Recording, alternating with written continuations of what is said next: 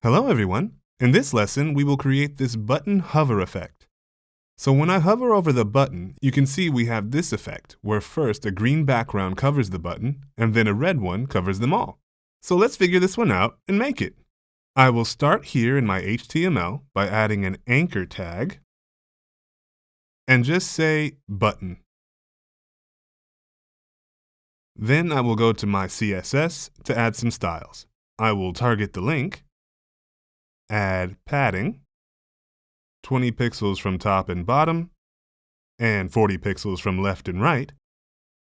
Then I will add text decoration, none, text transform, uppercase, background color, a yellow color, then color, white. And we want the font size to be a little bit bigger, so I will add font size, 20 pixels. We also want some spacing between the letters, so I will add letter spacing, 2 pixels, and finally position, relative. Now our button is looking much better. Next, we want to create the green background that covers the button when we hover over it. So I will go right here and create a before pseudo element for our anchor tag. And inside of it, I will add content, button, position, absolute, top, 0, left, 0. And because it has the same width and height as the button, we will add width, 100%, and height, 100%. Then we will add background color, this green color.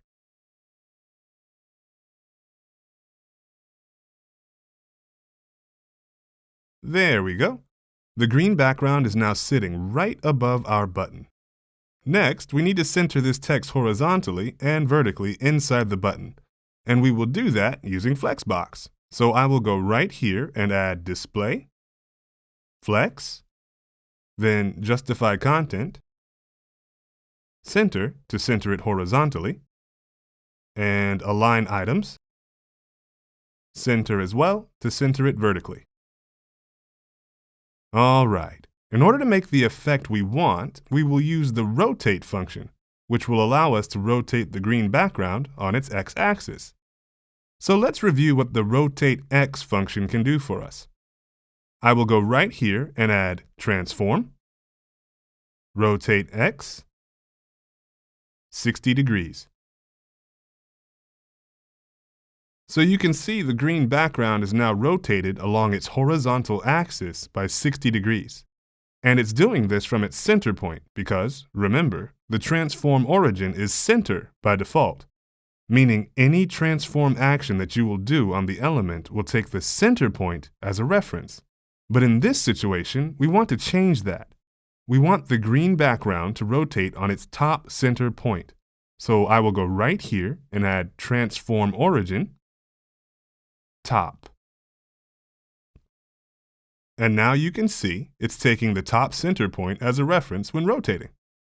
Good.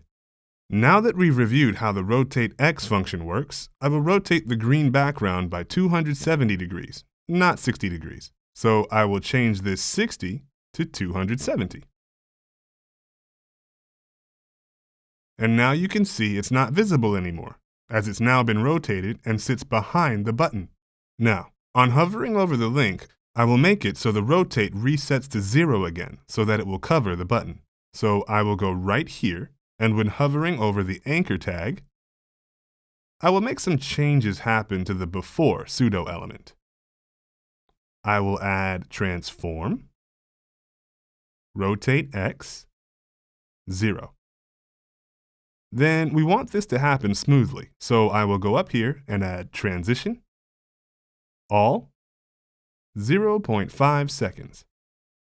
And now, when I go and hover over the button, you can see the green background rotates and covers the button the way we want. Cool. Now, After creating the green background we wanted, it's time to create the red one. This will be pretty easy. We just copy all of the before pseudo element, paste it again, and we will just change the background color to red. And we want it to rotate after the green one, so we will add transition delay, 0.25 seconds. Then I will go down here, and I will copy this, and change before to after, so that when we hover over the button, the red background will appear as well. So now, when I go and hover over the button, you can see the green background appears, and then after that, the red one does too, giving us the effect we want. And we can easily change this effect if we want. So, for example, let's say I want the red background to rotate on its bottom center point, not the top.